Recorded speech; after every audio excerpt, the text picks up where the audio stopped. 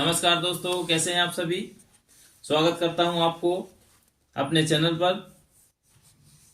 क्या आप भूमिहीन व्यक्ति क्या होता है उसके बारे में जानते हैं, या शासन के द्वारा प्राप्त भूमि होने के बावजूद भी आप भूमिहीन व्यक्ति के श्रेणी में आते हैं। अगर आप इन सभी के बारे में जानकारी लेना चाहते हैं तो हमारे चैनल को सब्सक्राइब करिए और फॉलो करिए। हम आपको संपूर्ण जानकारी देंगे कि मध्य प्रदेश की जो विधियां हैं, जो MPLRC है, उसमें भूमिहीन व्यक्ति की कौन कौन सी पात्रताएं हैं।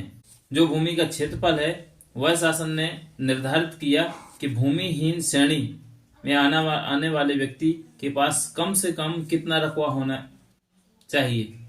तो यदि कोई भी किसान जो वास्तविक कृषक है या भूमिहीन व्यक्ति है, उसके पास चावल के क्षेत्र में जहां चावल की उगाई की जाती है, अगर उसका क्षेत्रफल 2 एकड़ सिंचित भूमि है अथवा 4 एकड़ असिंचित भूमि है तो वह भूमिहीन की श्रेणी में आएगा।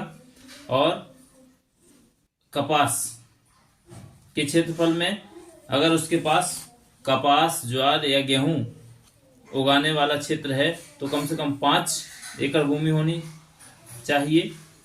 और इसके बाद आती है बात कि कोदो, कुटकी या बाजरा का क्षेत्रफल है तो उसके पास कम से कम 10 एकड़ भूमि के रूप में रकबा होना चाहिए। यदि यह रकबा कृषक के पास है तो वह भूमिहीन व्यक्ति नहीं माना जाएगा।